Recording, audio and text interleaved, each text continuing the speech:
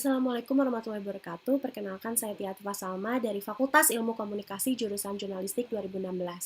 Pada kesempatan kali ini saya akan mempresentasikan penelitian saya yang berjudul Jurnalisme Advokasi Media Online newsdifabel.com dengan subjudul Studi Kasus Terhadap Jurnalisme Advokasi pada Pemberitaan Penyandang Disabilitas di Media Online newsdifabel.com.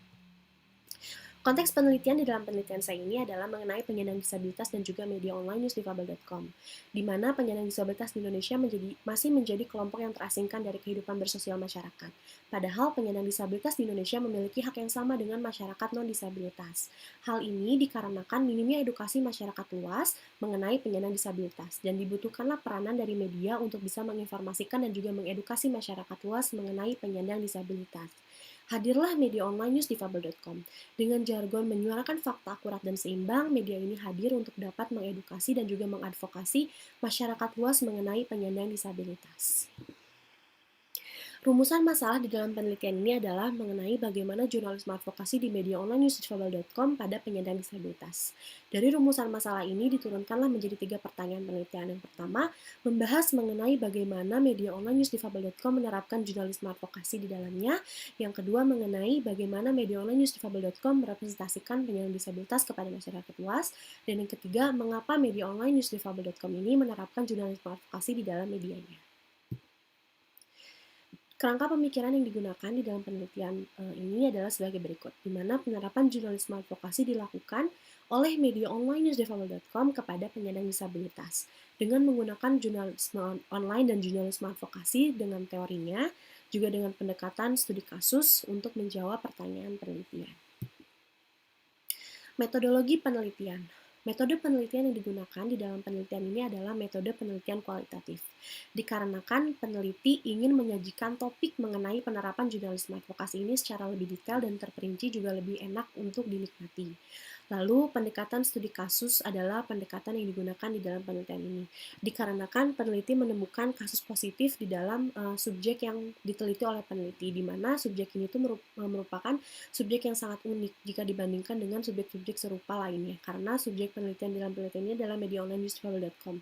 Di mana media ini itu fokus terhadap isu-isu kedisabilitasan yang tidak dilakukan oleh media-media lainnya. Lalu teknik pengumpulan data yang dilakukan di dalam penelitian ini adalah wawancara, observasi, dan juga studi pustaka. Wawancara dilakukan oleh peneliti dengan tim redaksi newsdifabel.com, dan observasi dilakukan langsung oleh peneliti kepada media online newsdifabel.com, dan juga studi pustaka menggunakan referensi pustaka yang berkaitan dengan penelitian.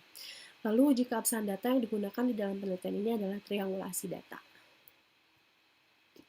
Hasil penelitian dan pembahasan.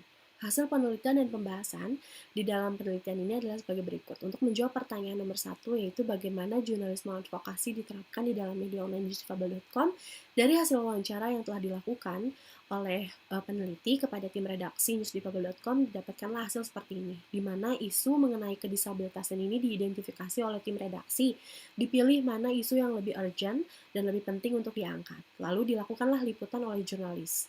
Dalam pelaksanaan liputannya sendiri, itu dilakukan oleh jurnalis dengan menemukan fakta di lapangan dari hasil wawancara. Yang kedua, digabungkan dengan opini penulis, di mana opini penulis ini adalah opini dari jurnalis yang melakukan wawancara dan terjun langsung ke lapangan. Lalu diformulasikanlah solusi untuk isu tersebut. Menghasilkanlah produk atau berita yang nantinya akan dipublish di dalam website newsdifabel.com. Setelah itu dilakukanlah evaluasi oleh tim redaksi newsdifabel.com. Apakah berita yang disampaikan atau yang telah ditulis dan dipublish di dalam media newsdifabel.com ini sudah tepat dan sudah mengenai sasaran atau belum. Yang kedua, mengenai bagaimana media online newsdifabel.com ini merepresentasikan penyandang disabilitas kepada masyarakat luas. Yaitu pertama, dari sumber berita atau isu atau peristiwanya dipilih isu-isu yang tidak atau belum pernah diangkat oleh media-media lainnya mengenai penyandang disabilitas.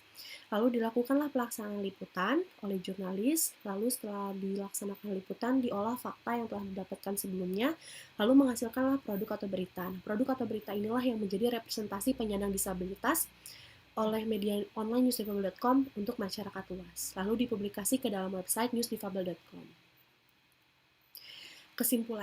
Kesimpulan dari penerapan jurnalisme advokasi di media newsdifabel.com ini dilakukan melalui pemberitaan-pemberitaan yang telah mereka publish di website newsdifabel.com. Lalu representasi penyandang disabilitas di media online newsdifabel.com juga dilakukan melalui pemberitaan-pemberitaan yang telah mereka publish di dalam website tersebut dengan tujuan untuk dapat merubah cara pandang masyarakat mengenai penyandang disabilitas. Lalu yang kedua, alasan penerapan jurnalisme advokasi dilakukan ini dikarenakan keresahan dari penyandang disabilitas itu sendiri. Karena minimnya media yang memberitakan mengenai penyandang disabilitas dan minimnya media yang melakukan pemberitaan kepada penyandang disabilitas secara adil dan juga berimbang. Sehingga dibuatlah media online newsdifabel.com dan diterapkanlah jurnalisme advokasi di dalam pemberitaannya dengan tujuan untuk dapat merubah image dari penyandang disabilitas kepada masyarakat luas dan juga menghapuskan stigma-stigma buruk penyandang disabilitas kepada masyarakat luas. Sekian presentasi dari saya. Maaf bila ada salah kata. Assalamualaikum warahmatullahi wabarakatuh. Terima kasih.